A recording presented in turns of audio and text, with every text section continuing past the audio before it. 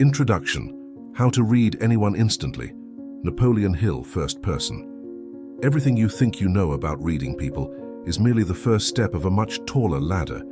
During decades of study with the world's most powerful men, I discovered psychological truths so penetrating that few were prepared to receive them. When I wrote Think and Grow Rich, I shared fundamental principles, but I kept to myself the most refined techniques, those that reveal human nature in its purest form. 18 psychological truths that allow you to decipher anyone in seconds, not through manipulation, but through deep understanding of the patterns that govern every human mind. Today, I feel the time has come to reveal what I kept in reserve. Not because it's dangerous, but because it requires maturity to be used with wisdom. If you feel you're ready for this level of understanding, leave your like, subscribe to the channel, and comment.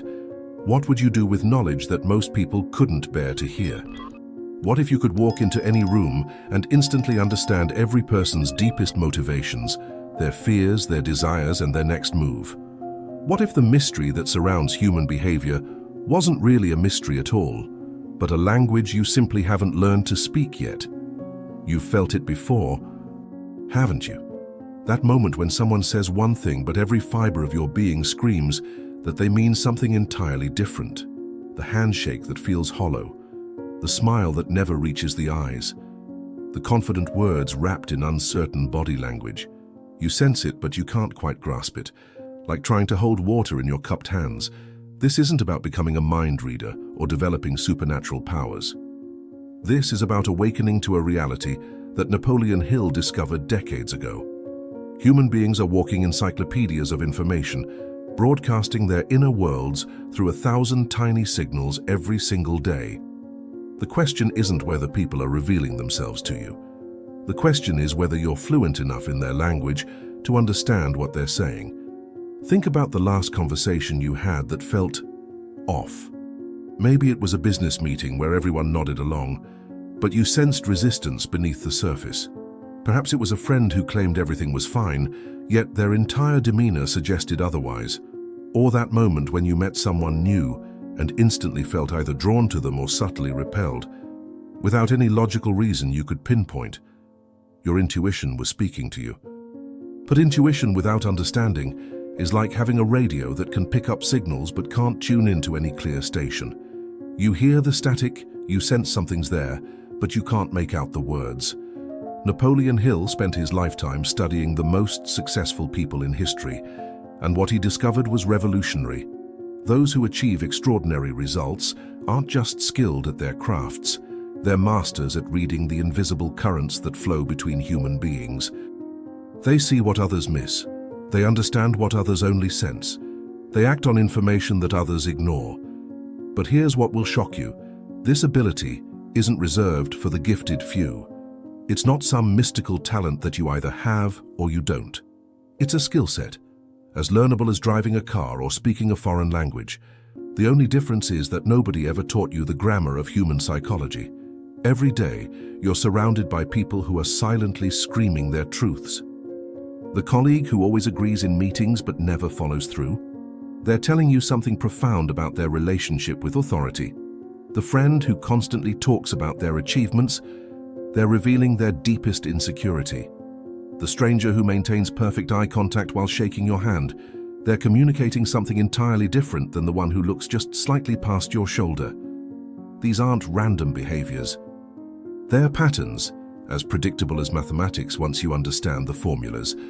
You live in a world where information is power, where understanding people correctly can mean the difference between success and failure, between connection and isolation, between influence and invisibility. Yet most people stumble through their relationships and careers half-blind, missing the obvious signals that could transform their lives. Why do some people seem to effortlessly navigate social situations while others struggle? Why do certain individuals inspire immediate trust while others create instant suspicion? Why can some people motivate teams, close deals, and build lasting relationships with what seems like natural ease? They've learned to read the map that everyone else ignores. Your mind is already equipped with incredible processing power. Right now, without even thinking about it, You're analyzing tone of voice, facial expressions, posture, word choice, timing, and dozens of other variables. But you're doing it unconsciously, catching fragments instead of seeing the complete picture. Imagine if you could bring that process into conscious awareness.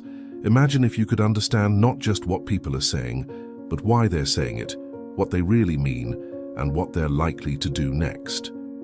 Imagine if you could spot deception before it trips you up, identify genuine opportunity before others even notice it exists, and connect with people on a level that creates instant rapport and lasting influence.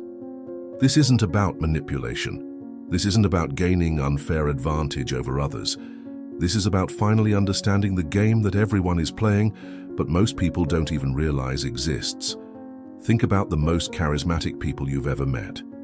They have this uncanny ability to make you feel understood, to say exactly what you need to hear, to connect with you in a way that feels almost magical. You walk away from conversations with them feeling energized, valued, and somehow changed. They're not magic. They're simply fluent in the language you're about to learn. Napoleon Hill identified 18 specific psychological truths that govern human behavior. These aren't theories or philosophical concepts. These are practical, observable patterns that show up in every human interaction, every decision, every relationship, and every moment of choice. When you understand these truths, you gain access to what Hill called the master key to human nature. You begin to see people not as random, unpredictable mysteries, but as coherent, logical beings whose actions make perfect sense once you understand their internal programming. You start to notice things others miss. The micro-expressions that reveal true feelings, the vocal patterns that indicate certainty or doubt, the physical behaviors that signal dominance or submission, confidence or insecurity, honesty or deception. But here's what makes this truly powerful. Once you can read these signals in others, you become aware of the signals you're broadcasting yourself. You gain control over your own presence, your own impact, your own ability to influence and inspire. You develop what Hill called psychological insight, the ability to see through surface appearances to the driving forces underneath. You understand not just what people do, but why they do it. Not just what they say, but what they mean. Not just how they appear, but who they really are. This changes everything. Suddenly, you're no longer surprised when the overly aggressive negotiator reveals their desperation. You're not caught off guard when the people-pleaser eventually explodes with resentment. You don't waste time on relationships that were never going to work or miss opportunities that were hiding in plain sight. You begin to operate from a position of understanding rather than assumption, clarity rather than confusion, strategy rather than reaction. But there's something even more profound happening here. When you truly understand others, you develop a deeper compassion for the human experience. You see that most people's difficult behaviors come from pain, fear, or unmet needs. You realize that what looks like arrogance is often insecurity, that what appears as anger is frequently hurt, that what seems like rejection might actually be protection. This understanding doesn't make you cynical. It makes you wise. It doesn't make you manipulative. It makes you effective. It doesn't distance you from others. It connects you more deeply than ever before. You're about to embark on a journey that will change how you see every person you meet, every conversation you have, and every relationship you build. You're going to learn to read the hidden language that everyone speaks but few understand. You'll discover why certain words create instant connection, while others create unconscious resistance. You'll understand how people reveal their deepest values through the stories they tell and the details they emphasize. You'll learn to spot the difference between genuine confidence and performance, real interest and polite obligation, authentic emotion and calculated display. Most importantly, you'll develop the ability to adapt your own communication style to connect with people on their own wavelengths. You'll learn to speak their psychological language, to appeal to their core motivations, to present ideas in ways that feel natural and compelling to their particular way of processing the world. This isn't about changing who you are. This is about becoming more skilled at being yourself in ways that others can understand and appreciate. The 18 psychological truths you're about to discover have been tested in boardrooms and bedrooms, in sales presentations and social gatherings, in leadership positions and personal relationships. They work because they're based on fundamental aspects of human nature that don't change with technology, culture, or circumstances. You carry within you right now everything you need to master this skill. Your brain is already collecting the data. Your intuition is already processing the patterns. Your experience has already taught you more than you realize about human behavior. What's been missing is the framework to organize that knowledge, the vocabulary to describe what you're observing, and the confidence to trust what you're sensing. You're about to gain all three. Some people spend their entire lives feeling like outsiders, never quite understanding why some interactions flow effortlessly while others feel forced and awkward. They blame themselves for being socially awkward or assume others have natural talents they lack. The truth is simpler and more hopeful. They simply never learned the rules of the game everyone else is playing. You're different. You're here because something inside you knows that understanding people isn't just useful, it's essential. Whether you want to advance your career, improve your relationships, become a better leader, or simply feel more confident in social situations, the ability to read others accurately is the foundation everything else builds upon. Imagine walking into any situation, knowing that you can quickly assess who has real power and who's just posturing. Picture yourself in negotiations where you can sense the other party's true position long before they reveal it. Envision relationships where you understand people's needs so clearly that meeting them becomes natural and effortless. This isn't fantasy. This is the practical result of understanding human psychology at the level Napoleon Hill discovered and documented. But here's what might surprise you. The people who are easiest to read aren't necessarily the most obvious or dramatic ones. Often it's the quiet ones, the careful ones, the ones who think they're revealing nothing, who broadcast the most information to someone who knows what to look for. Everyone has tells, everyone has patterns, everyone has psychological fingerprints that, once you learn to recognize them, make their behavior as predictable as sunrise. The executive who touches their neck when discussing numbers they're not confident about. The salesperson who changes their speech pattern when they're overselling. The friend who uses specific words when they're hiding something important. The romantic interest whose body language shifts in subtle ways depending on how they really feel about the topic being discussed. These aren't random observations. They're glimpses into the systematic, logical ways that inner experience manifests in outer behavior. You're about to become fluent in this language. You'll learn to distinguish between the person who's naturally reserved and the one who's actively concealing something.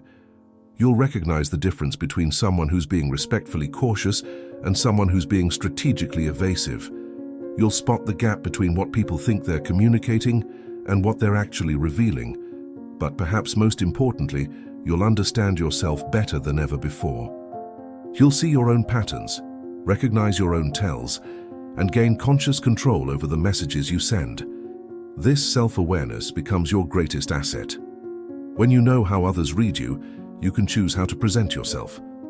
When you understand your own psychological patterns, you can use them strategically instead of being used by them. The journey ahead requires nothing more than your attention and your willingness to question assumptions you've held about human nature. You don't need special training, expensive tools, or unusual intelligence.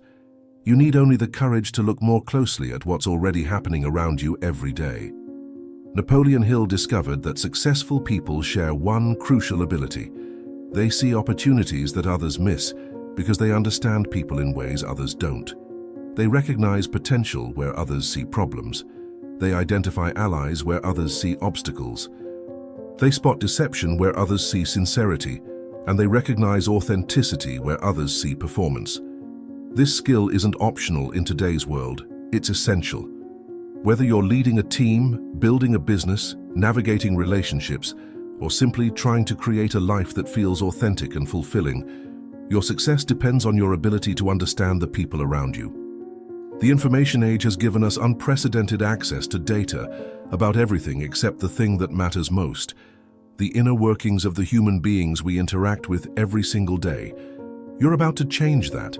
You're about to discover that people aren't mysteries to be solved, but languages to be learned.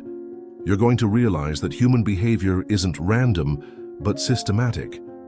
You're going to understand that the ability to read others isn't a gift reserved for the few, but a skill available to anyone willing to pay attention. The 18 psychological truths ahead of you aren't just concepts to understand. They're tools to use, patterns to recognize, and keys to unlock every relationship, every opportunity, and every challenge you'll face. But before you can master the art of reading others, you need to confront an uncomfortable reality about why most people fail at this skill entirely.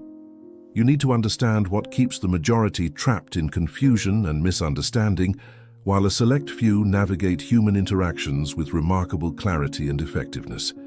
You need to see what happens when people ignore these psychological truths, and more importantly, what becomes possible when you embrace them.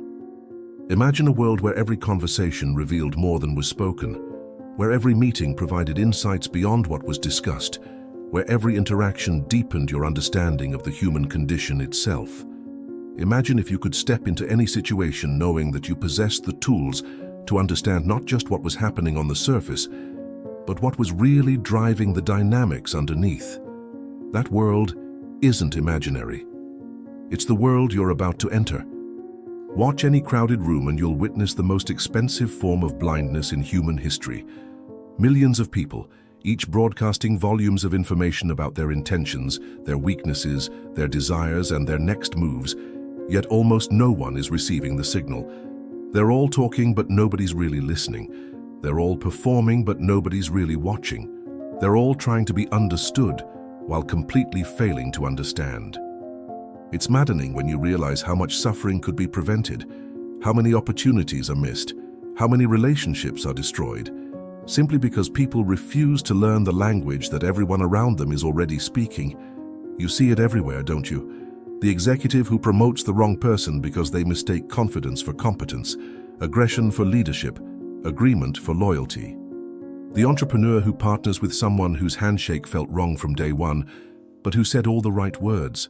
The parent who can't understand why their teenager is acting out, missing every signal that screams of deeper pain underneath the surface rebellion. They're driving blind and they don't even know it.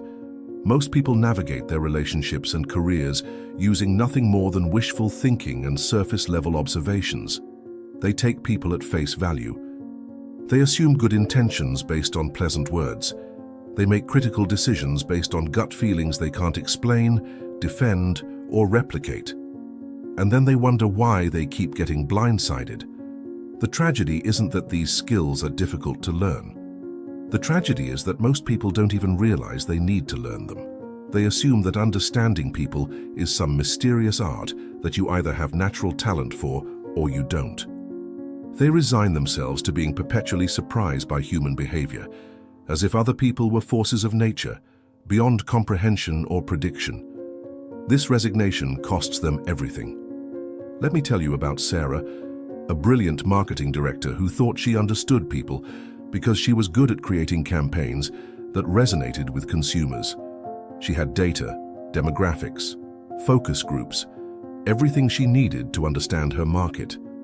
But she had never learned to read the individuals she worked with every day. When her company brought in a new VP of sales, Sarah was impressed. David had an impressive resume, spoke confidently about his vision, and seemed eager to collaborate. In their first meeting, he praised her work extensively, agreed with all her strategies, and promised full support for her initiatives. Sarah was thrilled. Finally, someone who appreciated her expertise. But if Sarah had known what to look for, she would have noticed that David's praise was generic, focusing on her reputation rather than specific achievements. She would have observed that his agreement came too quickly, without the thoughtful questions that genuine collaboration requires. She would have seen that his promises were vague, lacking the concrete details that indicate real commitment. Most telling of all, she would have noticed that David dominated the conversation while appearing to defer to her expertise. He asked questions that weren't really questions, but statements designed to showcase his own knowledge.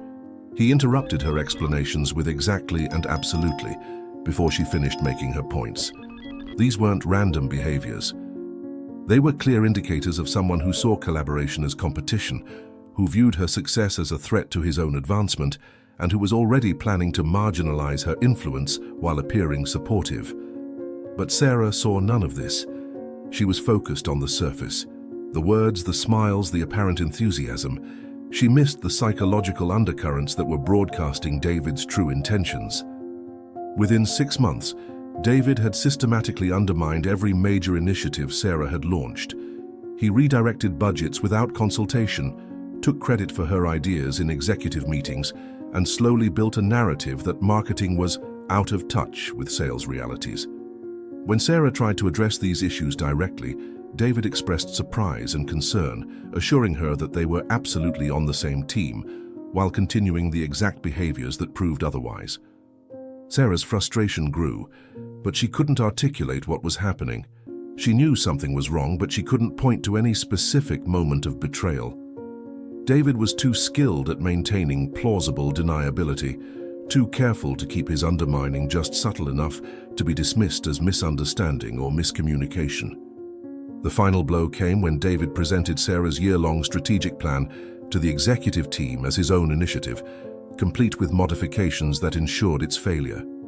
When the plan inevitably flopped, David positioned himself as the voice of reason who had tried to work with marketing but couldn't overcome their theoretical approach to practical problems.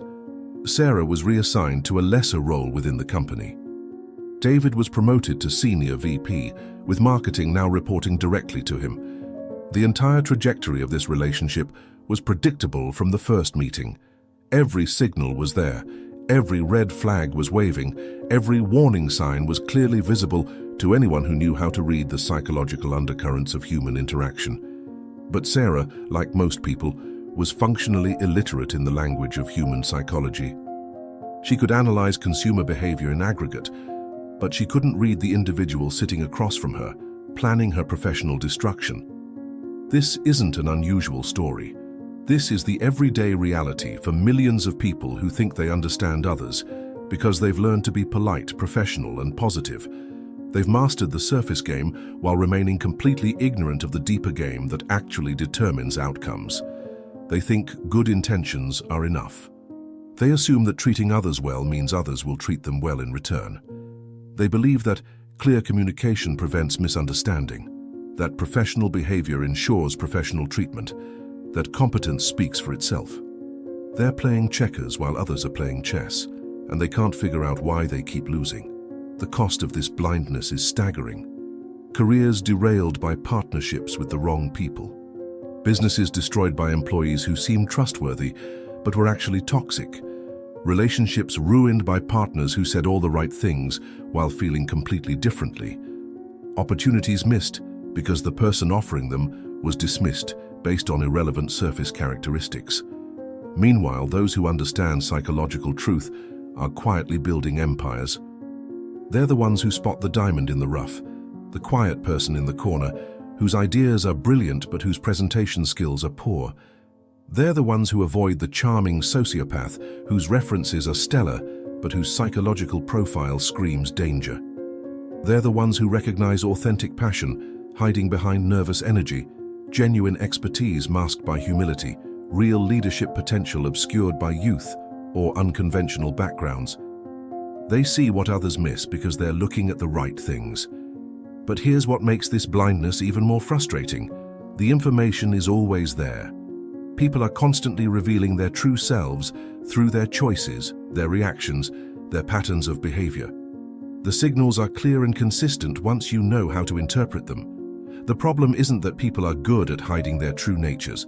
The problem is that most people don't know what to look for. They focus on what people say instead of how they say it. They notice what people do in structured situations instead of how they behave when they think no one is watching. They remember the positive interactions while forgetting the subtle negative patterns that reveal true character. They're collecting data, but they don't have the framework to interpret it correctly. This leads to the same mistakes over and over again. They're surprised when the person who was always perfectly professional turns out to be passive-aggressive. They're shocked when the team member who never complained suddenly quits with no notice. They can't understand why the client who seemed so enthusiastic suddenly goes cold and stops returning calls. But these outcomes weren't sudden. They were the inevitable result of psychological patterns that were visible from the beginning to anyone who knew how to read them. The person who is always perfectly professional never shows genuine emotion, never reveals authentic preferences, never expresses real opinions. This isn't professionalism. It's emotional withholding that inevitably leads to passive-aggressive expression of accumulated resentment. The team member who never complains also never advocates for themselves, never sets boundaries, never addresses small issues before they become large ones. Their silence isn't contentment, it's conflict avoidance that eventually reaches a breaking point. The enthusiastic client who goes cold was probably never as enthusiastic as they seemed. Real enthusiasm has a different quality than performed enthusiasm. Genuine interest asks different questions than polite interest. Authentic commitment expresses itself differently than social obligation.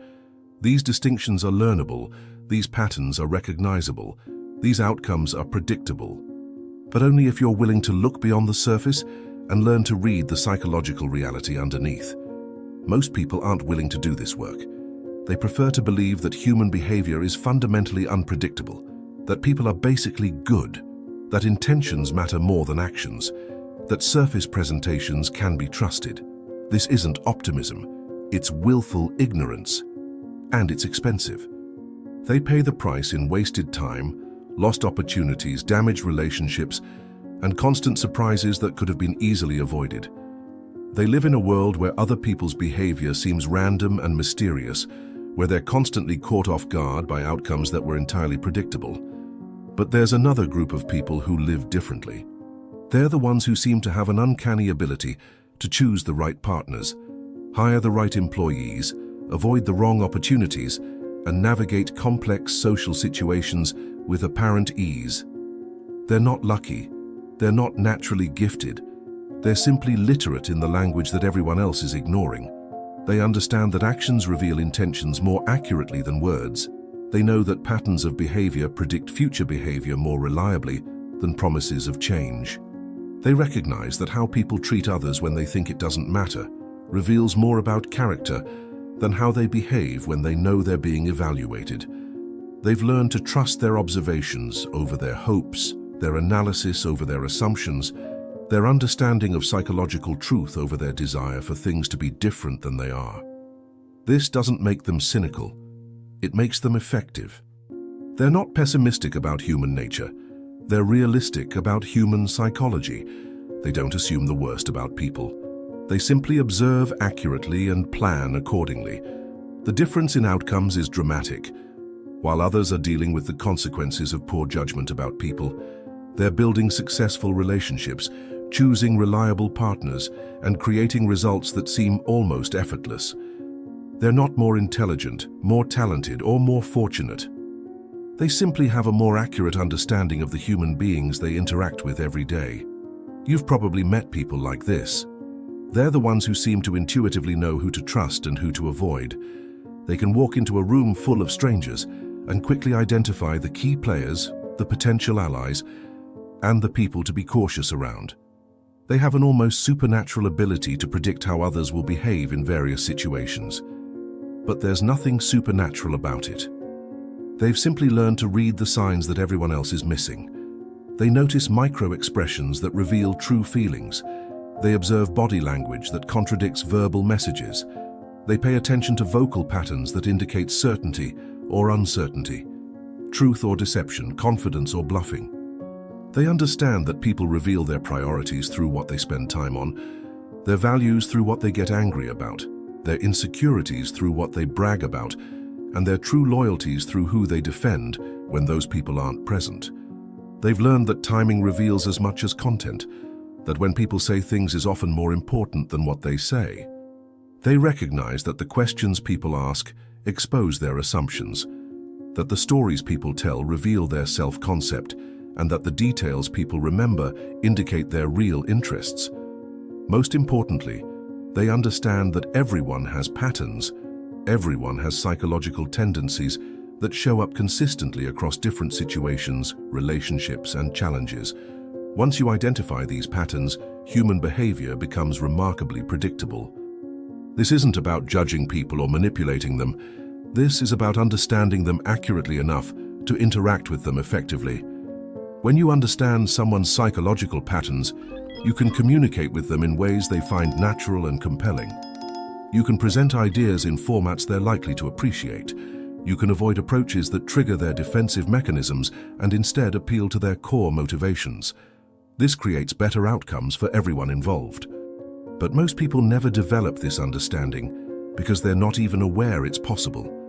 They think reading people is either an innate gift or a mysterious art.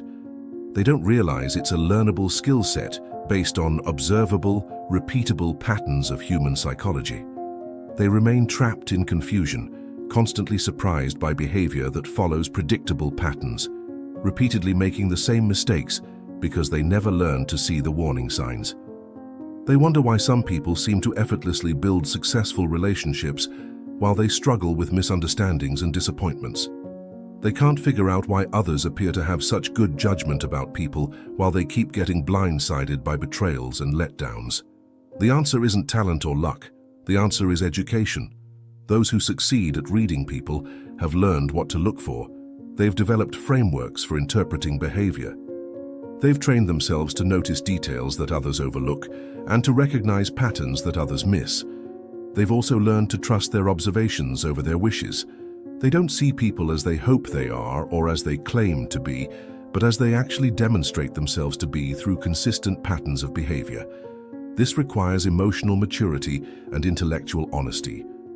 It means accepting that not everyone who seems friendly is actually trustworthy, that not everyone who appears confident is actually competent, and that not everyone who claims to share your values actually lives by them.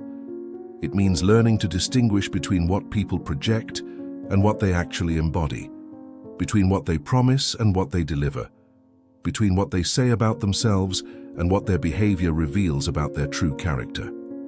This level of discernment feels harsh to people who prefer to give everyone the benefit of the doubt.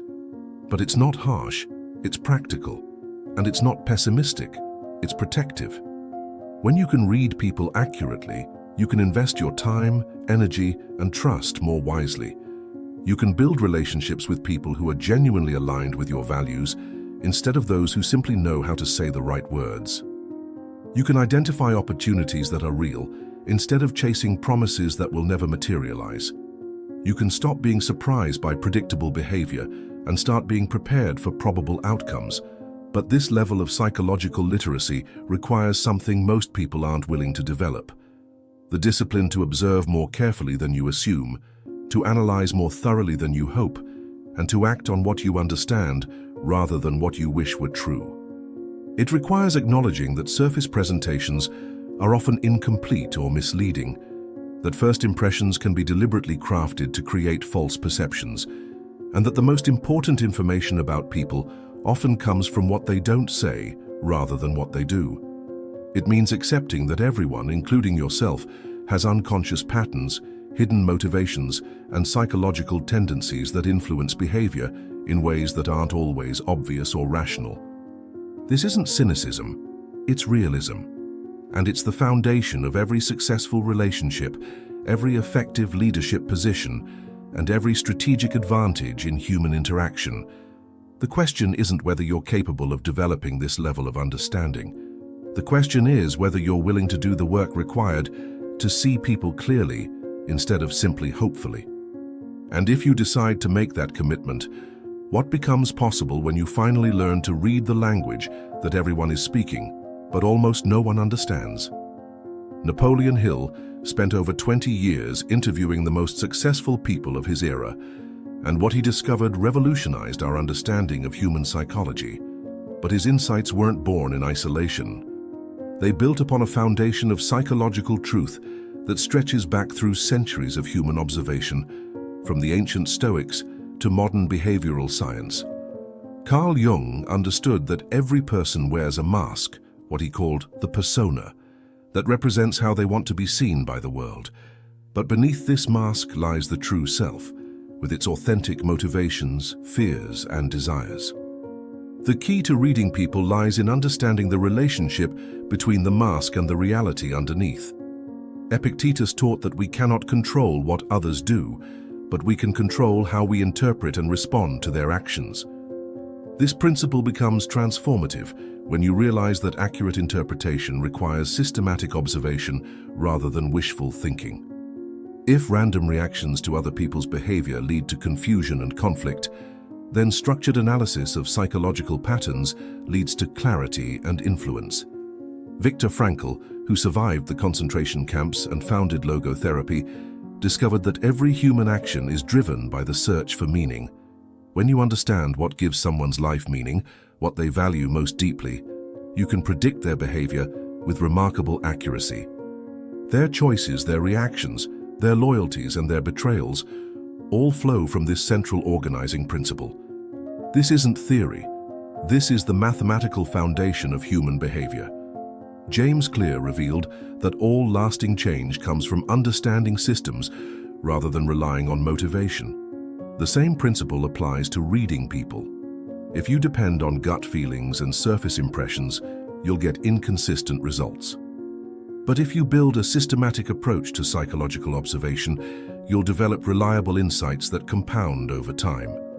Nietzsche proclaimed that there are no facts, only interpretations, but he missed a crucial point. While interpretations may vary, the behavioral patterns that reveal psychological truth remain remarkably consistent. When someone repeatedly demonstrates the same responses under similar circumstances, you're not dealing with interpretation, you're observing data. The architecture of human truth operates according to discoverable laws, just like physics or chemistry.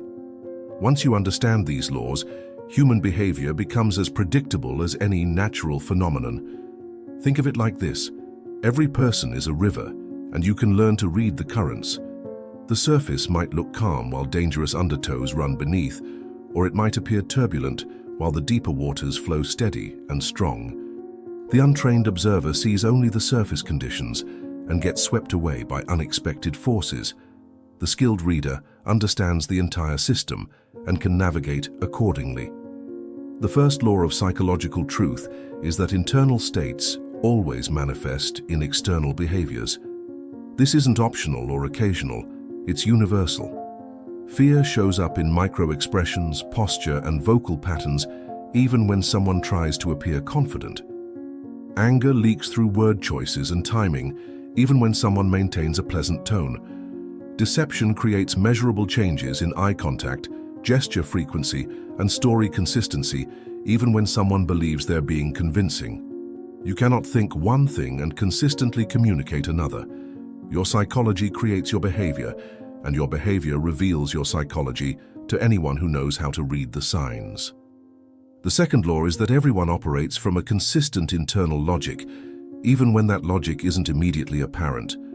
What looks like random or irrational behavior usually follows predictable patterns once you understand the underlying belief system, value structure, or emotional programming that drives it. The person who seems impossibly demanding might be operating from a deep fear of being taken advantage of. The individual who appears arrogant could be defending against feelings of inadequacy. The colleague who creates unnecessary conflict might be unconsciously testing whether others care enough to fight for the relationship. Once you identify the internal logic, the external behavior makes perfect sense. The third law is that people reveal their true priorities through their patterns of attention, not their stated intentions. Watch what someone consistently focuses on, what details they remember, what topics they return to when conversations drift, and what situations cause them to change their normal behavior patterns. These attention patterns map directly to their deepest values and strongest motivations. Someone might claim that family is their top priority, but if they consistently miss family events for work opportunities, if they remember business details but forget personal anniversaries, if they become energized when discussing career challenges but seem distracted during family conversations, their behavior is revealing a different hierarchy of values than their words suggest. This isn't about judging their choices. It's about understanding their actual priorities, so you can interact with them based on reality rather than their stated preferences. The fourth law is that emotional patterns repeat under similar circumstances. How someone handles pressure, processes disappointment, responds to criticism, or reacts to unexpected challenges reveals deep-seated psychological programs that will activate predictably in future situations. The person who becomes defensive when questioned will likely respond the same way to future inquiries, regardless of the context or the questioner's intent. The individual who withdraws when stressed will probably use the same coping mechanism in different stressful situations. The colleague who takes credit for successes but blames external factors for failures is revealing a psychological pattern that will show up consistently across various scenarios. These patterns aren't character flaws to be criticized, they're psychological data to be understood and anticipated. The fifth law is that everyone has what Jung called a shadow, the parts of themselves they don't want to acknowledge or admit, but the shadow reveals itself through projection, criticism, and overcompensation. What someone judges most harshly in others often represents their own disowned qualities. What they protest most vehemently against usually indicates their own temptations or fears. The person who constantly criticizes others for being fake might be struggling with their own authenticity. The individual who judges others for being weak could be fighting their own vulnerability. The colleague who accuses others of being selfish might be denying their own self-serving motivations. Understanding someone's shadow gives you insight into their internal conflicts and their potential breaking points. But here's where this becomes truly powerful. These laws don't just help you read others, they help you understand yourself. When you recognize that you're also broadcasting psychological information through every behavior, every choice, and every reaction, you gain conscious control over the messages you send. You begin to see how others read you, which gives you the ability to communicate more intentionally and effectively. This creates what Napoleon Hill called psychological reciprocity, the ability to understand others so clearly that they feel understood, and to present yourself so authentically that others trust you instinctively. But accessing this level of insight requires developing what the ancient philosophers called intellectual courage, the willingness to see truth even when it's uncomfortable, to accept reality even when it conflicts with your preferences, and to act on understanding even when it challenges your assumptions. Most people lack this courage. They prefer comfortable illusions to uncomfortable truths. They'd rather believe that people are fundamentally unpredictable than learn to recognize the patterns that make behavior foreseeable. They choose to be repeatedly surprised rather than consistently prepared.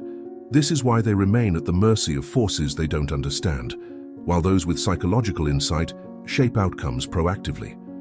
Consider the metaphor of a master sculptor. When Michelangelo looked at a block of marble, he didn't see random stone. He saw the statue that was already there, waiting to be revealed. He understood the properties of marble, the principles of form, and the techniques required to transform raw material into art. Reading people requires the same type of trained perception. When you look at human behavior, you need to see the psychological structures that are already there, waiting to be understood. You need to recognize the patterns, principles, and forces that shape how people think, feel, and act. The untrained observer sees only the surface, the immediate words and actions that might seem random or confusing. The skilled reader sees the deeper architecture, the beliefs, values, fears, and desires that create predictable patterns of response. This shift in perception changes everything. Instead of being confused by someone's apparently contradictory behavior, you see the internal consistency that drives both their noble actions and their problematic choices. Instead of being surprised by someone's reactions, you understand the psychological triggers that make those reactions inevitable. Instead of feeling manipulated by someone's strategies, you recognize the insecurities or ambitions that make those strategies necessary for them. This understanding doesn't make you judgmental, it makes you strategic. You stop taking other people's behavior personally because you understand it's not really about you. You start responding to the underlying psychology instead of just the surface behavior, which makes your responses more effective and less emotionally draining. You develop what Napoleon Hill called the master key to all riches, not material wealth, but the wealth of understanding that allows you to navigate any human situation with confidence and skill.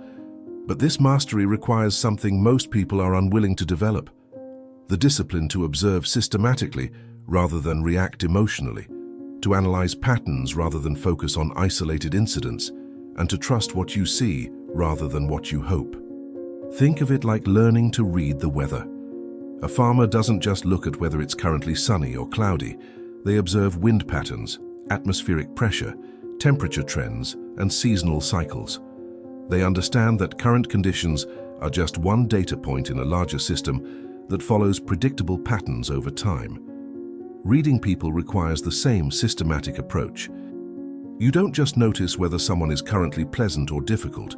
You observe their patterns of communication, their responses to different types of stress, their consistency between private and public behavior, and their reactions to various social dynamics. You understand that their current mood or behavior is just one expression of deeper psychological patterns that will show up consistently across different situations and relationships.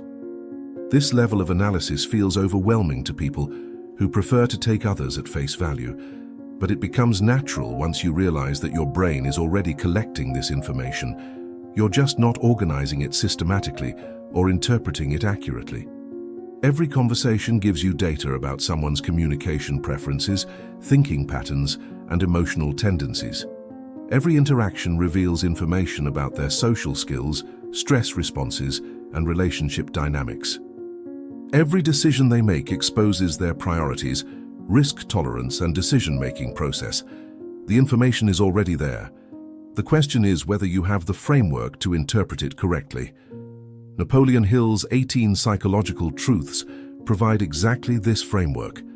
They give you specific patterns to look for, reliable indicators to track, and proven principles to guide your analysis. When you understand that people always act in ways that make sense to them, you stop being confused by behavior that seems irrational. When you recognize that everyone has unconscious motivations, you start looking beneath the surface explanations people give for their choices. When you accept that emotional patterns are more predictive than logical arguments, you begin to understand why people don't always do what seems obviously beneficial.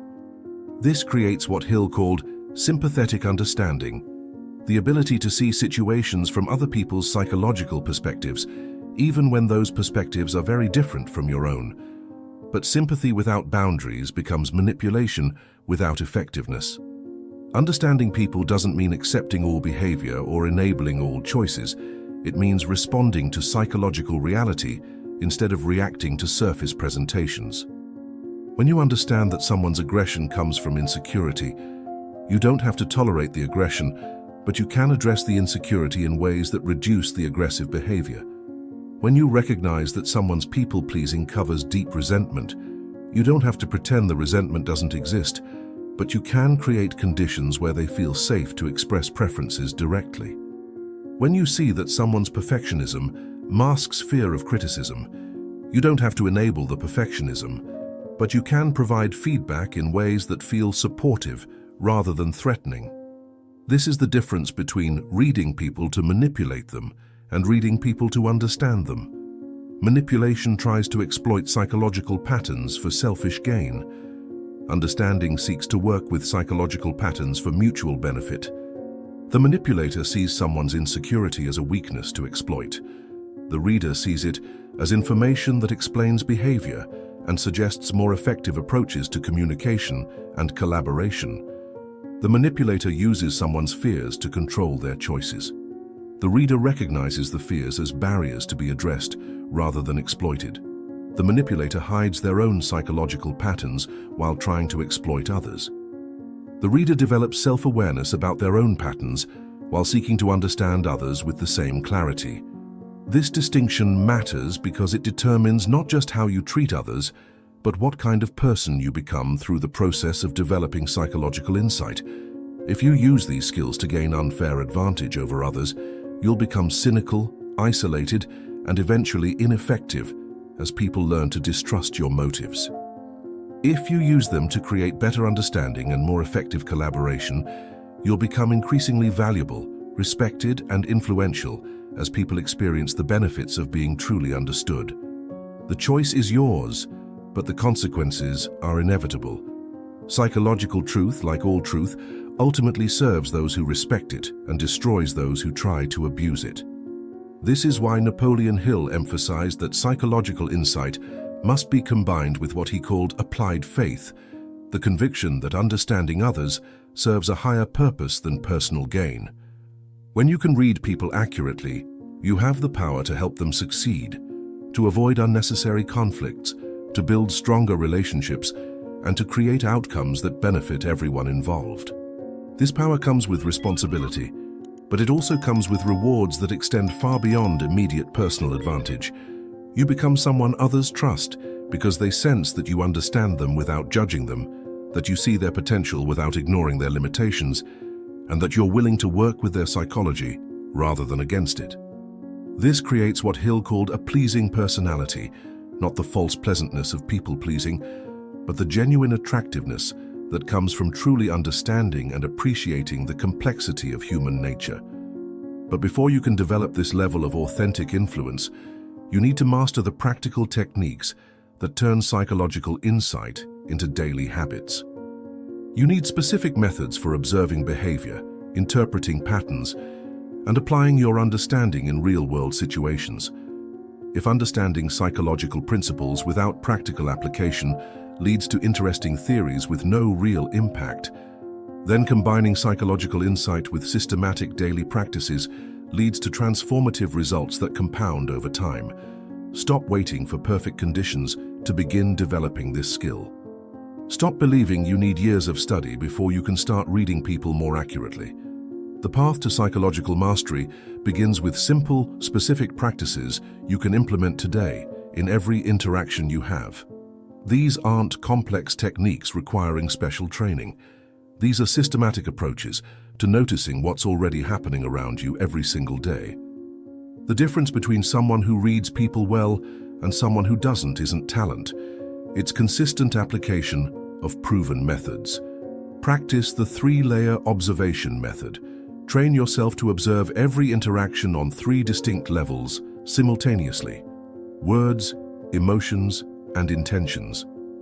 Most people get trapped, listening only to the surface layer, the actual words being spoken, while missing the psychological information flowing underneath. Start with your very next conversation.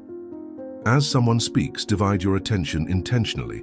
Layer 1, what are they literally saying? Layer 2, what emotions are driving those words? Layer 3, what do they want to accomplish by saying this to you right now? When your colleague says, "I think your proposal has some interesting ideas, but maybe we should consider a few alternatives before moving forward," notice all 3 layers. Layer 1 captures the literal content. They acknowledge your ideas but want to explore other options. Layer 2 reveals the emotional undercurrent. The phrase, "interesting ideas," rather than "good ideas," suggests mild dismissal, while "maybe we should consider" indicates uncertainty or resistance they're trying to soften. Layer 3 exposes the intention. They want to slow down or redirect your proposal without appearing oppositional. This isn't paranoia, it's precision. When you read all 3 layers, you can respond to what's actually happening rather than just what's being said. Practice this systematically. In meetings, observe how people's vocal tone changes when they discuss different topics. Notice which subjects make them speak faster or slower, louder or softer. Watch how their posture shifts when they move from topics they're confident about to areas where they feel uncertain. During casual conversations, pay attention to the gap between someone's stated opinions and their emotional investment in those opinions. Someone might say they don't really care about a particular outcome while their body language screams that they care intensely. Someone else might claim to be totally fine with a situation while their voice carries subtle notes of frustration or disappointment. These contradictions aren't lies. They're glimpses into the complexity of human psychology. People often don't fully understand their own emotional responses, so they describe what they think they should feel rather than what they actually feel. When you start reading these 3 layers consistently, you'll be amazed at how much information becomes available in even the most mundane interactions. Master the pattern recognition protocol. Develop the habit of tracking behavioral patterns across time rather than reacting to isolated incidents. Create a mental file for every person you interact with regularly and systematically note their responses to specific types of situations. How do they handle unexpected changes to plans? How do they respond when their expertise is questioned? What happens to their communication style when they're stressed versus when they're relaxed? How do they behave differently in group settings compared to one-on-one interactions? Start documenting these patterns, either mentally or in a private journal. When your boss cancels a meeting at the last minute, notice their communication style. Are they apologetic and explanatory, brief and matter-of-fact, or defensive and justifying? When this happens again in 3 weeks, observe whether they follow the same pattern. When a friend disappoints you by showing up late to an important event, pay attention to how they handle the situation. Do they apologize immediately and specifically, make excuses about traffic or timing, deflect with humor, or become defensive about your reaction? These aren't random responses. They're expressions of deeper psychological patterns that will show up consistently across different situations. The key is to observe without immediately judging. Your goal isn't to criticize people for their patterns, but to understand what those patterns reveal about their inner workings. Someone who always makes elaborate excuses for being late isn't necessarily irresponsible. They might have deep anxiety about being perceived as inconsiderate, so they over-explain to manage their own discomfort with disappointing others. Someone who becomes defensive when questioned might not be hiding something. They might have learned that defensiveness is necessary for psychological survival in environments where their competence was frequently challenged. When you understand the psychology behind the patterns, you can respond more effectively. Instead of getting frustrated with the chronic over-explainer, you can acknowledge their consideration while addressing the practical issue. Instead of taking defensiveness personally, you can adjust your questioning style to feel less threatening. This pattern recognition becomes incredibly powerful in professional settings. You'll start to notice that certain team members consistently contribute more effectively in structured meetings than in casual brainstorming sessions. Others shine in one-on-one conversations, but become quiet in group dynamics. Some people process information quickly and want immediate decisions, while others need time to reflect before offering their best contributions. When you recognize these patterns, you can create conditions that bring out people's strengths, rather than highlighting their limitations. Implement the emotional calibration system. Develop the ability to accurately read emotional states in real time by calibrating your perception against reliable indicators. Most people assume they know how others are feeling based on obvious expressions or vocal tones, but subtle emotional shifts often precede major behavioral changes. Learn to notice micro-expressions, the brief involuntary facial expressions that reveal true feelings before people can control them. These usually last less than a second, but they provide incredibly accurate information about someone's genuine emotional response. Practice watching for the slight tightening around the eyes that indicates skepticism, even when someone is nodding in agreement. Notice the quick lip compression that suggests suppressed frustration, even when someone maintains a pleasant tone. Observe the brief raising of the eyebrows that signals surprise or concern, even when someone quickly recovers to appear unaffected. But don't stop with facial expressions. Learn to read the full emotional signature that includes vocal patterns, posture changes, and energy shifts. When someone says they're fine but their voice has lost its usual energy, when they claim to be excited about a project but their posture becomes more closed, when they express confidence in a decision but their gestures become more restrained, these misalignments reveal the emotional truth underneath the verbal presentation. Start practicing this in low-stakes situations. When you ask a family member about their day and they say good, notice whether their emotional energy matches that assessment. When a colleague says they're happy to help with an additional task, observe whether their body language suggests genuine willingness or polite obligation. The goal isn't to challenge people's stated emotions, but to understand their actual emotional state so you can respond appropriately. If someone claims to be fine but shows signs of stress or sadness, you might offer support in subtle ways without directly confronting their stated position. If someone agrees to help but shows reluctance, You might provide them with an easy way to decline or suggest alternative approaches that feel less burdensome. This emotional calibration becomes especially valuable during negotiations, interviews, or any situation where people have incentives to manage their emotional presentation. When you can read genuine emotions accurately, you understand what's really at stake for the other person, which gives you information about how to proceed in ways that serve everyone's interests. Deploy the context switching analysis. Pay attention to how people's behavior changes across different contexts, because these variations reveal their authentic personality traits versus their situational adaptations. Everyone adjusts their behavior based on environment, but some adjustments reveal flexibility and social intelligence, while others expose insecurity or manipulation. Observe the same person in multiple settings: formal meetings versus casual conversations, interactions with superiors versus peers versus subordinates, behavior when they think they're being evaluated versus when they believe no one is paying attention. Someone who is consistently respectful and competent across all contexts is demonstrating genuine character traits. Someone who is charming with authority figures but dismissive with service workers is revealing something important about their values and self-concept. Someone who is collaborative in public but competitive in private is showing you which behavior is authentic and which is performance. Start noticing these variations systematically. How does your colleague behave differently when the boss is in the room versus when it's just the team? How does your friend interact with you compared to how they treat their romantic partner or family members? How does someone's communication style change when they're discussing their expertise versus topics where they feel less confident? These context switches provide valuable information about someone's core personality traits, their insecurities, their values, and their social skills. Someone who maintains the same level of respect and consideration across all contexts is demonstrating integrated character.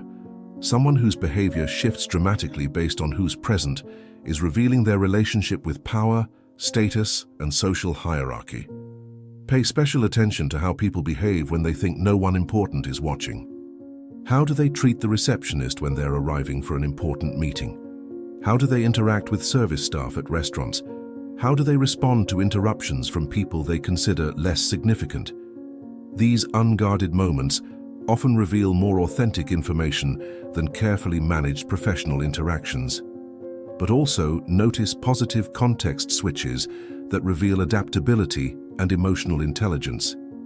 Someone who adjusts their communication style to be more detailed with analytical personalities and more conceptual with creative types isn't being manipulative.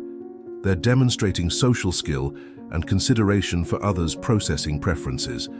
Someone who becomes more patient and explanatory when working with less experienced team members isn't being condescending. They're showing leadership capability and genuine desire to help others succeed. The key is to distinguish between context switches that serve mutual benefit and those that serve only self-interest. Execute the motivation mapping technique. Learn to identify what truly motivates each person you interact with regularly, because understanding someone's core drivers allows you to communicate with them in ways that feel natural and compelling rather than forced or manipulative. Most people operate from a combination of motivations, but usually one or two drive the majority of their decisions. Some people are primarily motivated by achievement and recognition. Others are driven by security and stability. Some prioritize relationships and belonging, while others value autonomy and independence. Start mapping the motivations of people in your personal and professional circles by observing their choices, their emotional reactions, and their conversation patterns. Listen to what they brag about, what they worry about, what they spend time on when they have discretionary choices, and what topics consistently energize them in conversation. Someone who frequently mentions their accomplishments, seeks feedback on their performance, and becomes energized when discussing career advancement is likely motivated primarily by achievement and recognition. When you understand this, you can frame your interactions with them in terms of opportunities for success, growth, and acknowledgement. Someone who asks detailed questions about processes, wants to understand potential risks before making decisions, and focuses on long-term stability is probably motivated by security and predictability. With them, you'll be more effective if you emphasize how your ideas or proposals reduce risk, increase certainty, or provide sustainable benefits. Someone who talks frequently about their relationships, asks about your personal life, and seems most engaged when discussing collaborative projects is likely motivated by connection and belonging. They'll respond best to approaches that emphasize teamwork, mutual benefit, and shared experiences. Someone who values their independence, resists micromanagement, and becomes energized when discussing creative or innovative approaches is probably motivated by autonomy and self-direction. They'll be most responsive to approaches that give them choices, respect their expertise, and allow them to maintain control over their methods. But don't assume these motivations are permanent or exclusive. People's motivational priorities can shift based on life circumstances, career stage, or personal growth. Someone who was primarily motivated by achievement in their 20s might become more focused on security and stability as they start a family. Someone who valued independence early in their career might develop stronger needs for recognition and advancement as they gain expertise. The key is to stay current with people's evolving motivations rather than assuming they remain static over time. When you understand what truly motivates someone, you can present ideas, requests, and opportunities in ways that align with their core drivers. This isn't manipulation, it's effective communication. You're not changing what you want to accomplish. You're changing how you present it, so the other person can see how it serves their interests as well as yours. This creates what Napoleon Hill called harmonious cooperation, the willingness to work together, because both parties can see how the collaboration serves their individual motivations while achieving shared goals. Practice these 5 techniques consistently, and you'll notice an immediate improvement in your ability to understand people's behavior, predict their responses, and communicate with them more effectively. But remember, the goal isn't to become a human lie detector or to gain unfair advantage over others. The goal is to develop the understanding that allows you to interact with people based on psychological reality rather than surface assumptions. When you can read people accurately, you waste less time on relationships that weren't going to work anyway. You avoid unnecessary conflicts by understanding the real issues beneath surface disagreements. You build stronger connections by communicating in ways that feel natural and compelling to each individual's psychological makeup. Most importantly, you develop confidence in your ability to navigate any human situation, because you understand the underlying patterns that drive all human behavior. These techniques work, but only if you apply them consistently and systematically. Don't expect to master them overnight, but do expect to see immediate improvements in your interactions once you start practicing them intentionally. The people who seem to effortlessly understand others aren't more intuitive or naturally gifted. They've simply developed the discipline to observe systematically, to track patterns consistently, and to respond based on understanding rather than assumption. You can develop the same capability. You can learn to read the psychological signatures that everyone broadcasts through their behavior. You can master the art of understanding people so clearly that your interactions become more effective, your relationships become more satisfying, and your influence becomes more authentic. But first, you need to see yourself as others see you. You need to understand the psychological patterns you're broadcasting and learn to use them strategically rather than unconsciously. You stand before 3 ancient teachers, each offering a different aspect of the wisdom you need to master the art of reading human nature. These are not mere metaphors. They are living truths that will transform how you see yourself, how you understand others, and how you navigate the complex web of human interaction. The mirror, reflecting truth without distortion. Imagine yourself as a perfectly clear mirror, reflecting exactly what is presented to you without adding your own interpretations, desires, or fears to the image. This is the foundation of all psychological insight, the ability to see people as they actually are, rather than as you hope they are or fear they might be. A mirror doesn't judge what it reflects. It doesn't try to improve the image or make it more attractive. It doesn't become emotionally invested in whether the reflection is beautiful or ugly, confident or insecure, honest or deceptive. It simply shows what is. Most people are broken mirrors when it comes to reading others. They're cracked by their own insecurities, clouded by their wishful thinking, warped by their past experiences. When someone stands before them, what they see is distorted by their own psychological material rather than being a clear reflection of the other person's reality. You see this everywhere. The person who has been betrayed before sees deception in every friendly gesture. The individual who struggles with self-worth assumes others are judging them harshly when they're actually barely noticed. The leader who fears losing control interprets every question as a challenge to their authority. These distortions make accurate reading impossible. When you're seeing your own fears reflected back at you, when you're projecting your own desires onto others' behavior, when you're filtering everything through your own unresolved psychological issues, you're not reading people, you're reading yourself. But when you become like a clear mirror, something extraordinary happens. You begin to see people with startling clarity. You notice the subtle signs of insecurity that hide behind arrogant behavior. You recognize the genuine warmth that exists beneath someone's shy or awkward presentation. You observe the authentic strength that doesn't need to announce itself through aggressive displays.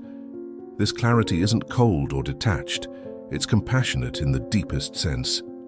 When you can see people clearly without the distortion of your own psychological material, you understand them at a level that feels almost telepathic. You recognize their struggles because you see them without judgment. You appreciate their strengths because you observe them without envy or competition. Becoming a clear mirror requires constant vigilance against your own psychological distortions. Every time you interact with someone, you must ask yourself, am I seeing them or am I seeing my own reactions to them? Am I observing their behavior or am I interpreting it through the lens of my own experiences? When someone irritates you, pause and ask, what am I seeing in them that reminds me of something I dislike in myself? When someone impresses you, consider, what am I projecting onto them that I wish I possessed? When someone confuses you, reflect, what assumptions am I making that might be preventing me from understanding their actual perspective? This self-awareness is not about becoming emotionally detached or losing your capacity for genuine connection. It's about developing the ability to separate your own psychological material from your observations of others, so that your readings become accurate rather than contaminated. A master mirror reader develops what the ancient philosophers called emotional sovereignty, the ability to feel your own emotions fully while not allowing them to distort your perception of external reality. You can feel frustrated with someone's behavior while still seeing clearly what's driving that behavior. You can feel attracted to someone's charisma while still recognizing the insecurities or manipulations that might be fueling it. This emotional sovereignty creates a profound shift in how others experience you. When people sense that you see them clearly without judgment, they naturally become more authentic in your presence. They drop their defensive masks because they don't feel the need to protect themselves from your distorted perceptions. They reveal their true selves because they sense that you can handle the truth of who they are. This is why the most skilled readers of human nature often become magnets for authentic connection. People are drawn to them not because they're charming or entertaining, but because they provide the rare experience of being truly seen and understood. But maintaining this clarity requires daily practice. Every morning, set the intention to observe rather than interpret, to notice rather than judge, to reflect rather than project. Throughout the day, check in with yourself. Am I seeing clearly, or am I seeing through the lens of my own psychology? This is not about suppressing your emotions or becoming robotically analytical. It's about developing the capacity to hold your emotions lightly while keeping your perception clear. The mountain, standing above the storms of social drama. Picture yourself as a towering mountain, solid and unmovable, watching the weather patterns of human emotion and social dynamics swirl around your base without being swept away by them. This is the stance of psychological detachment that allows you to observe human behavior with the perspective of altitude. From ground level, social interactions can feel chaotic and unpredictable. People's moods shift like sudden storms. Conflicts arise without warning. Alliances form and dissolve seemingly at random. The person caught in these dynamics experiences them as overwhelming and uncontrollable forces, But from the mountain's perspective, these patterns become visible and predictable. You can see the conditions that create social storms long before they manifest. You can observe how certain personalities consistently generate specific types of conflict. You can watch how group dynamics follow predictable cycles of formation, tension, and resolution. This elevated perspective doesn't make you cold or uncaring, it makes you wise and effective. When you can see the larger patterns, you're not thrown off balance by individual incidents. When you understand the deeper currents, you're not surprised by surface events. The mountain stance allows you to remain centered and responsive rather than reactive. When someone becomes emotional, you see it as weather passing through rather than a permanent condition. When conflicts arise, you understand them as natural expressions of underlying tensions rather than personal attacks. When people behave badly, you recognize it as a reflection of their internal state rather than an accurate assessment of your worth. This perspective is particularly powerful in professional environments. While others get caught up in office politics, personality conflicts, and power struggles, you can see the whole chessboard. You understand who the real decision-makers are, what the underlying agendas involve, and how various personalities will likely respond to different approaches. You're not above the social dynamics, you're simply not controlled by them. You can engage when it serves your purposes and withdraw when involvement would be counterproductive. You can support others without being drained by their dramas. You can maintain relationships without being manipulated by others' emotional strategies. But the mountain stance requires something most people find difficult: the willingness to be misunderstood. When you don't react to provocations the way others expect, when you don't get swept up in the collective emotions of the group, when you maintain your perspective while others lose theirs, some people will interpret your stability as indifference or your clarity as superiority. This is the price of psychological altitude. Not everyone will appreciate your ability to remain centered. Some people are addicted to drama and will see your detachment as a rejection of their intensity. Others are invested in their victim stories and will interpret your refusal to rescue them as a lack of caring. The mountain doesn't explain itself to the storms, it simply maintains its position and allows the weather to pass. You must develop the same kind of quiet confidence in your perspective, even when others don't understand or appreciate it. This doesn't mean becoming isolated or superior. The mountain provides shelter and perspective to those who seek it, but it doesn't chase after every passing cloud, trying to explain why it remains unmoved. From this elevated position, you begin to see human behavior as expressions of deeper psychological patterns rather than random events. You recognize that most people's actions make perfect sense once you understand their internal landscape.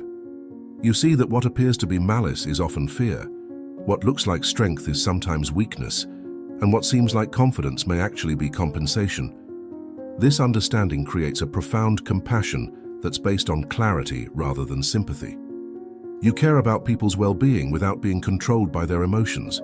You want to help without being manipulated by their strategies. You remain connected without being consumed by their dramas. The mountain stance is not about becoming cold or distant. It's about developing the stability that makes you truly useful to others.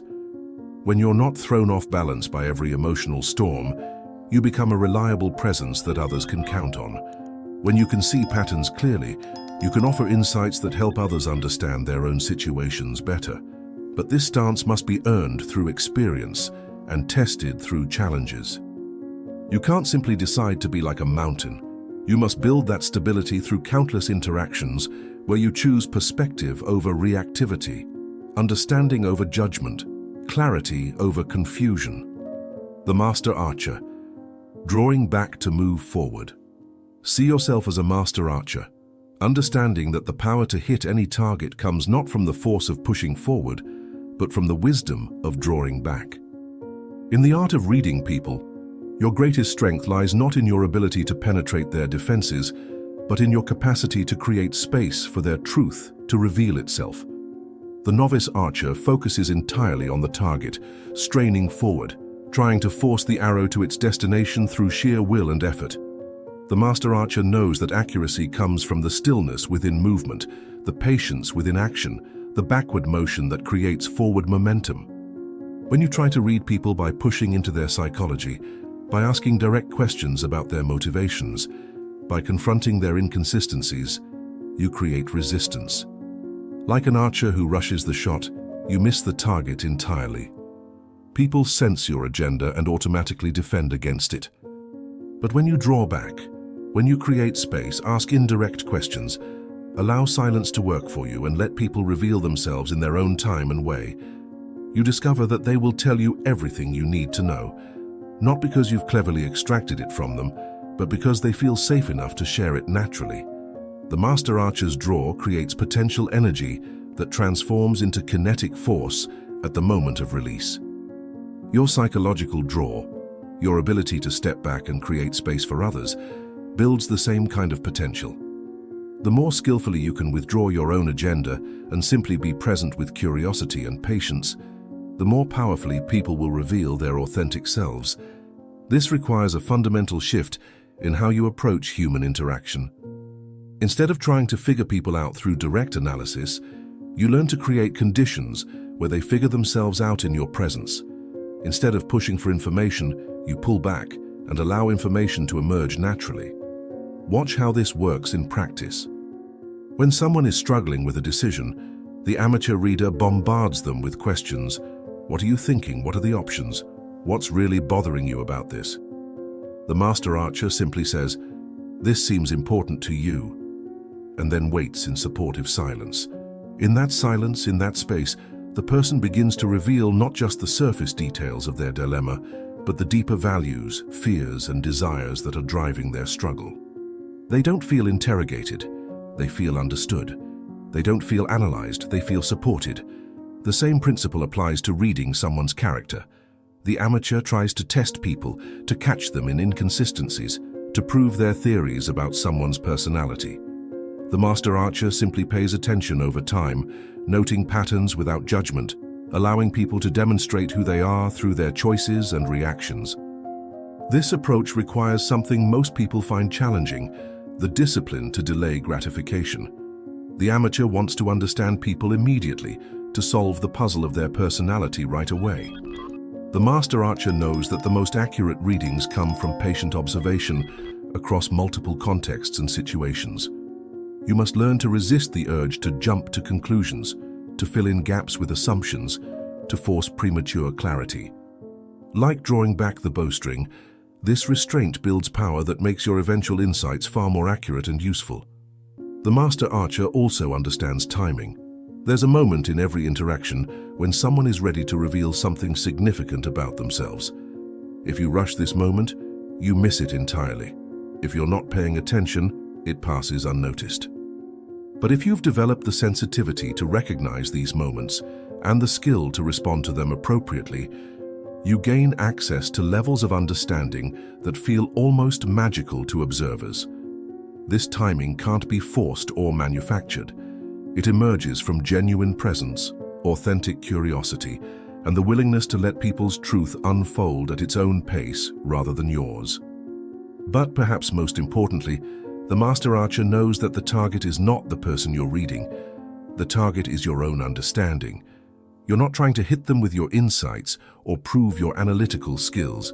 You're trying to achieve a clear, accurate perception that serves both of you. This shift in target changes everything. When you're trying to impress people with your psychological insights, they become defensive. When you're trying to prove your theories about their personality, they resist. But when they sense that your goal is simply to understand them better so you can interact with them more effectively, they become collaborative in the process. The Master Archer's greatest skill is knowing when not to shoot. Sometimes the most powerful response to someone's behavior is no response at all. Sometimes the most insightful question is the one you don't ask. Sometimes the most helpful thing you can do is simply witness someone's truth without trying to change it, fix it, or analyze it. This restraint is not passivity, it's strategic patience. You're waiting for the moment when your understanding can be most useful, when your insight can be most helpful, when your response can create the most positive impact. Like the archer who draws back the bowstring, you're gathering force for the moment when action will be most effective. But unlike the archer whose arrow flies toward an external target, your arrow is the clarity of understanding that flies toward the target of effective relationship and authentic connection. These three teachers, the mirror, the mountain, and the master archer, offer you different aspects of the same fundamental truth. Mastery in reading people comes not from aggressive analysis or clever manipulation, but from the development of your own psychological clarity, emotional stability, and strategic patience. When you can reflect others accurately without distortion, when you can maintain perspective without being swept away by social dynamics, and when you can create space for truth to emerge rather than forcing it into the open, you develop a level of psychological insight that feels almost supernatural to those who haven't developed these capabilities. But this mastery serves a purpose beyond personal advantage. When you can see people clearly, you can help them see themselves more clearly.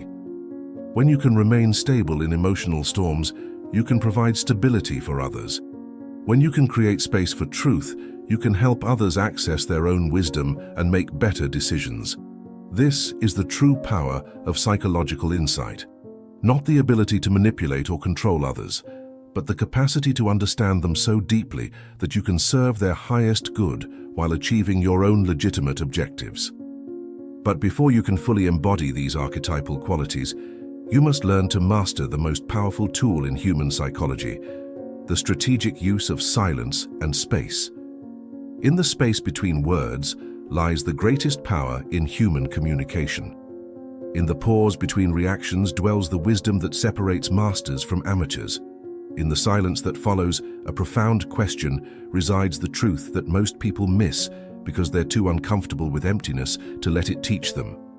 You have learned to read the language everyone speaks but few understand. You have developed the ability to see beyond masks and performances to the authentic psychology underneath. You have acquired skills that will transform every relationship, every negotiation, every social interaction for the rest of your life. But now comes the ultimate test of mastery. Learning to use what you know with such subtlety and strategic timing that your influence feels natural rather than manipulative, your insights seem effortless rather than calculated, and your power manifests as service rather than domination. The strategic architecture of silence.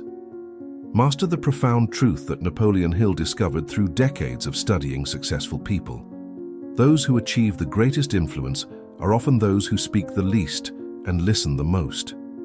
But this isn't passive silence, it's strategic silence, purposeful silence, silence that creates space for others to reveal their deepest truths.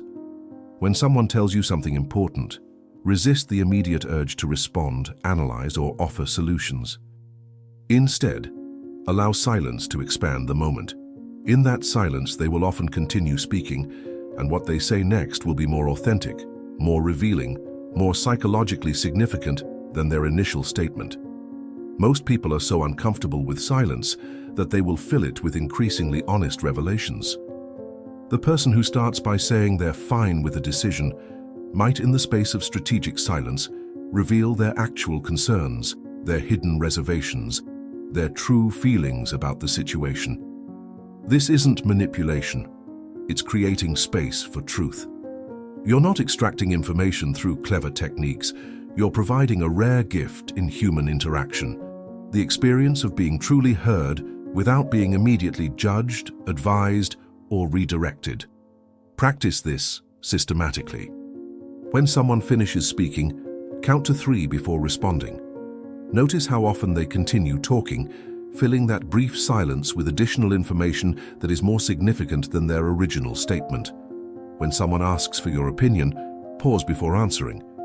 In that pause, they often reveal what they actually think, what they're hoping you'll say, or what they're afraid you might suggest. When someone presents a problem, resist the urge to immediately offer solutions. Create space for them to fully express the situation, and you'll often find that they already know what needs to be done. They just needed the safety of silence to access their own wisdom.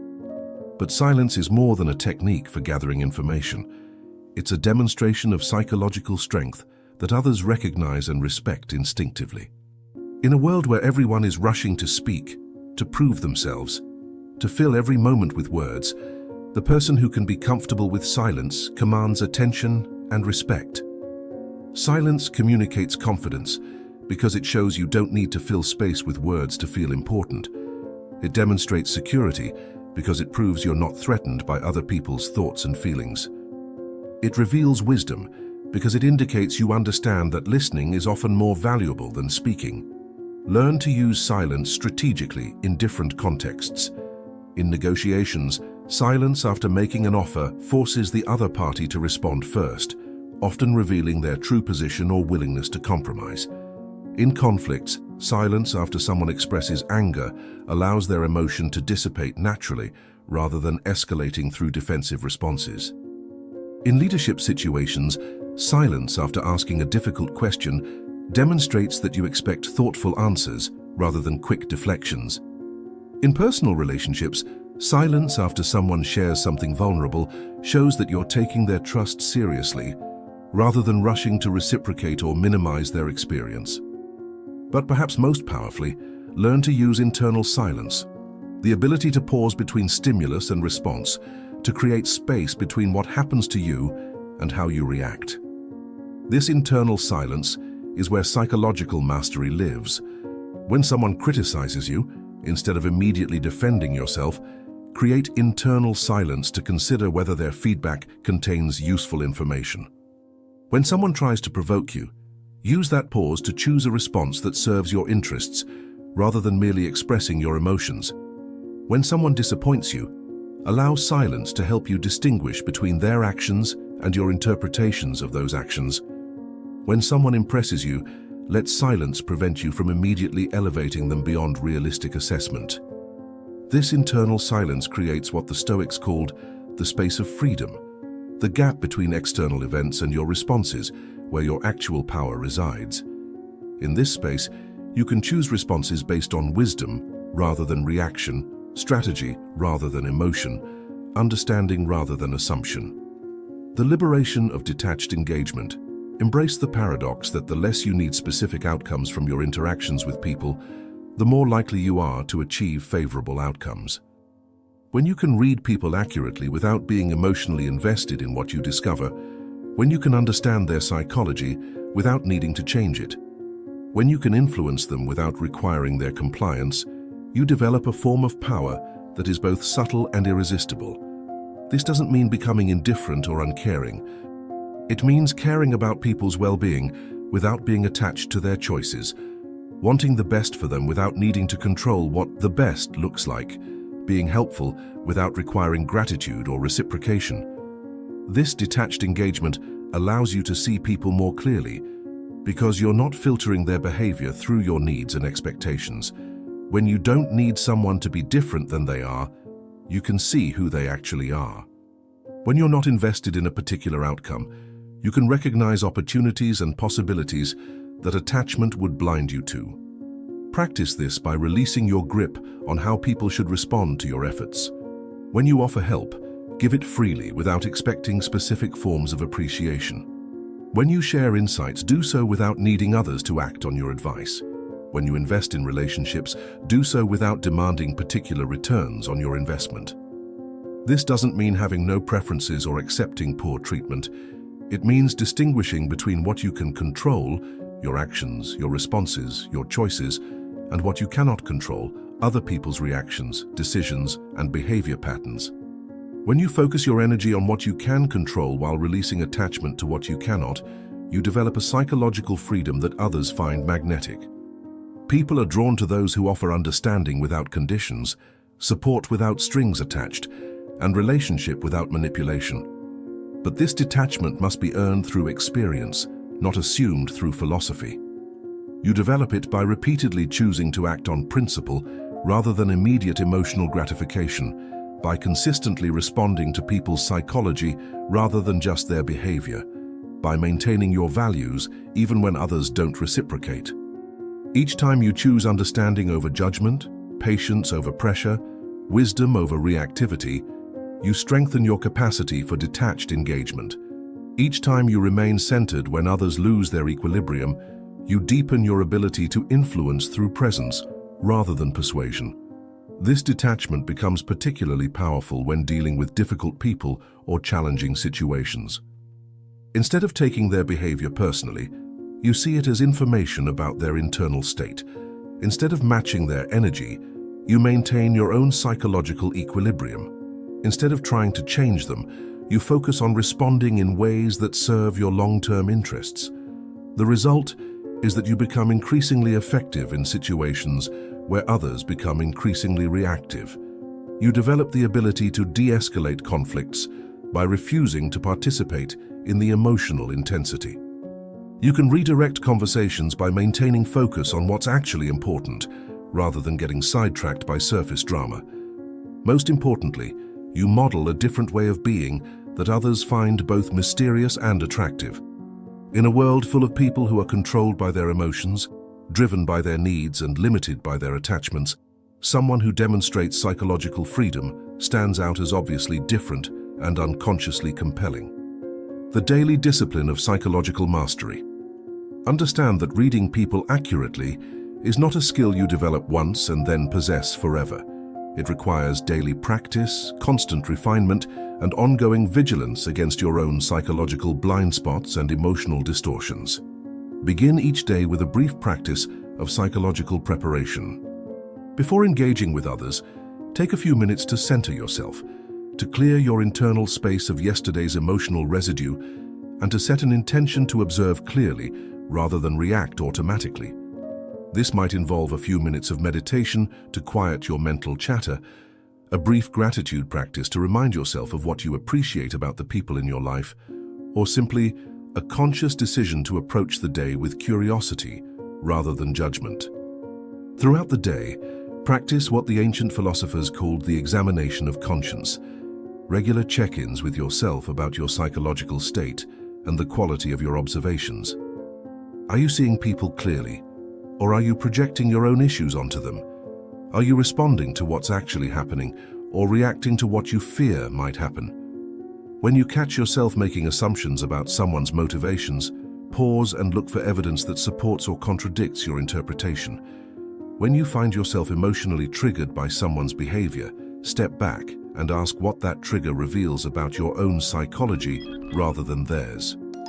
End each day with a brief review of your interactions. What did you observe that you might have missed in the moment? What patterns are you noticing in your own responses to different types of people? What insights did you gain that can inform future interactions? This daily discipline prevents your skills from atrophying and your perceptions from becoming distorted by habit or assumption. It keeps your psychological instruments calibrated and your observational abilities sharp. But perhaps most importantly, it develops what Napoleon Hill called auto-suggestion, the ability to consciously direct your unconscious mind towards specific goals and capabilities.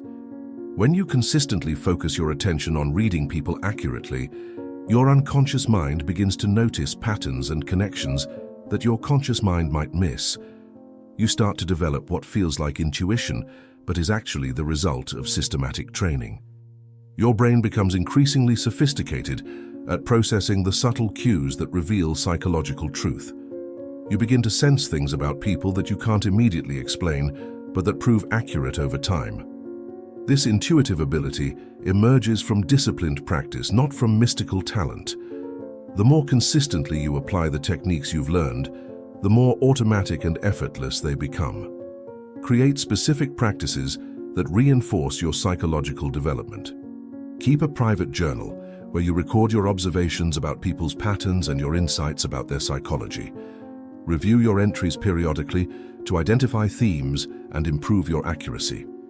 Practice reading people in low-stakes situations so you can experiment with different approaches without risking important relationships. Observe strangers in public settings, noting their body language, vocal patterns, and interaction styles. Use these observations to make predictions about their personalities or circumstances, then look for evidence that confirms or challenges your assessments. Study people you know well, looking for patterns you might have previously missed. How do they behave differently under stress versus when they're relaxed? What topics consistently energize them versus those that seem to drain their enthusiasm? What values do they express through their choices, even when those values differ from their stated beliefs. But remember that this practice must be balanced with genuine care for others' well-being. Your goal is not to become a detached analyst of human behavior, but to develop the understanding that allows you to be more helpful, more effective, and more authentically connected. The daily discipline of psychological mastery includes cultivating compassion for the complexity of human nature. The more clearly you see people, the more you understand that everyone is doing the best they can with their current level of awareness, their accumulated experiences, and their inherited psychological patterns. This understanding doesn't excuse harmful behavior or enable dysfunction, but it does create a foundation of empathy that makes your insights useful rather than judgmental, your influence constructive rather than manipulative. The integration of power and purpose. As you master these abilities, you will face a fundamental choice that determines not just your effectiveness, but your character. Will you use your insights to serve your own interests exclusively, or will you develop them in service of something larger than personal gain? This choice matters because psychological insight creates real power, and power without purpose becomes corruption. When you can read people accurately, predict their behavior, and influence their responses, you have capabilities that most people lack. How you use these capabilities determines what kind of person you become through the process of developing them. The path of manipulation leads to short-term gains but long-term isolation. When people sense that you're using your understanding of their psychology to exploit their weaknesses or serve only your own agenda, they naturally become defensive and distrustful. You may achieve immediate objectives, but you undermine the foundation of authentic relationship and sustainable influence. The path of service leads to compound returns that increase over time. When people experience that your psychological insights serve their well-being as well as your own objectives, they become collaborative rather than defensive.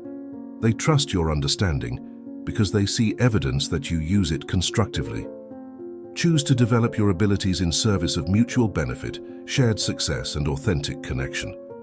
Use your insights to help people understand themselves better, to communicate with them more effectively, and to create conditions where their strengths can emerge and their limitations can be addressed constructively. This doesn't mean becoming a therapist or taking responsibility for other people's psychological development. It means using your understanding to interact with them in ways that bring out their best qualities rather than exploiting their vulnerabilities. When you understand someone's insecurities, help them feel more secure rather than manipulating their fears. When you recognize someone's strengths, create opportunities for those strengths to be expressed rather than minimizing them to make yourself feel more important. When you see someone's potential, support its development rather than seeing it as competition. This approach creates what Hill called the master key to riches, not just material wealth, but the wealth of relationships, influence, and impact that comes from being genuinely valuable to others. People recognize when someone understands them deeply and uses that understanding constructively. They're naturally drawn to those who see their potential, appreciate their complexity, and interact with them based on psychological reality rather than surface assumptions. This creates a positive cycle where your influence increases because people want to be around someone who understands them so clearly, and your understanding deepens because people are willing to be more authentic with someone they trust to use that authenticity wisely. The mastery that liberates you. Now possess something that most people will never develop: the ability to read the hidden language of human psychology, to understand the deeper currents that drive all behavior, and to influence others through understanding rather than manipulation. You've learned to observe on 3 levels simultaneously, catching not just words but emotions and intentions. You've developed pattern recognition that allows you to predict behavior based on psychological consistency rather than hoping for the best. You've mastered emotional calibration that lets you read genuine feelings regardless of surface presentations. You understand how to analyze context switches that reveal authentic character versus situational performance. You can map people's core motivations and communicate with them in ways that feel natural and compelling.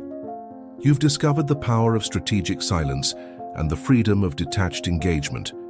Most importantly, You've learned that these abilities must be developed through daily discipline and used in service of mutual benefit rather than personal manipulation. But knowledge without application remains merely intellectual entertainment.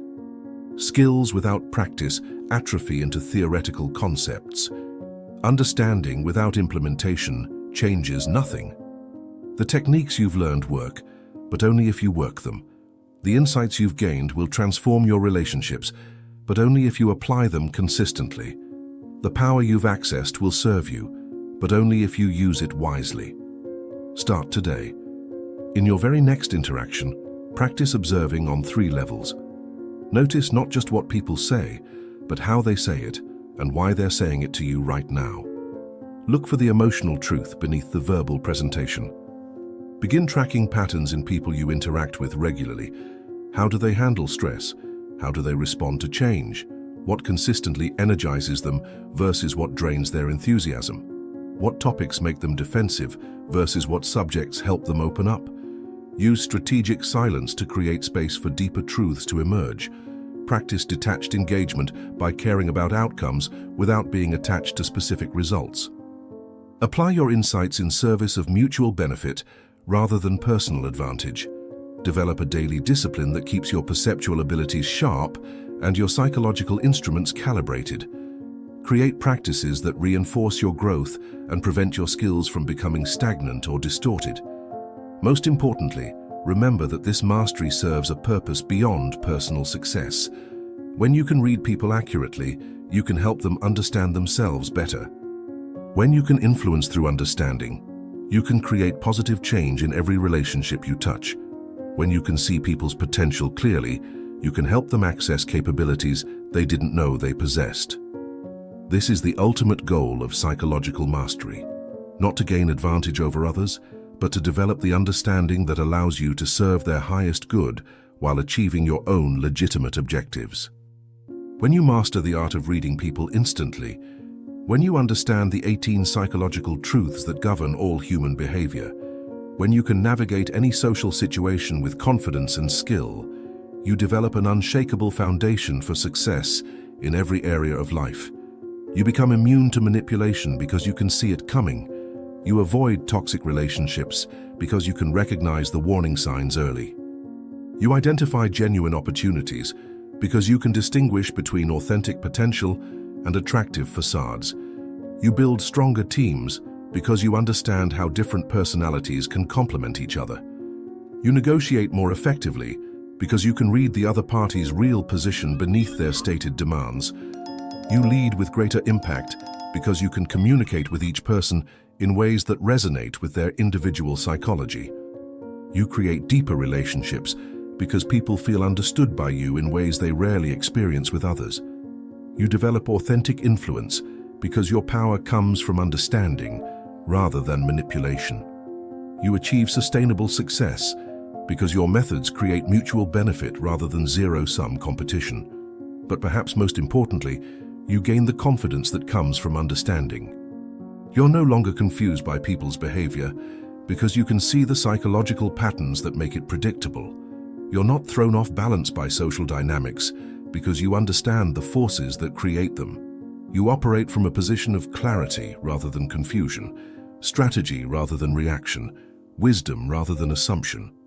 When you dominate the art of reading human psychology, when you master Napoleon Hill's 18 truths of success, when you develop the ability to understand anyone instantly, nothing and no one can shake your fundamental equilibrium. You possess the master key to human nature itself. The journey begins with your next conversation. The mastery starts with your next choice. The transformation awaits your next decision to see clearly, understand deeply, and act wisely. Everything you need is already within you. Everything you've learned is ready to be applied. Everyone you meet is ready to be understood. The only question remaining is whether you're ready to step into the full power of psychological mastery and claim your rightful place among those who truly understand the human condition. The choice is yours. The moment is now. The future is waiting.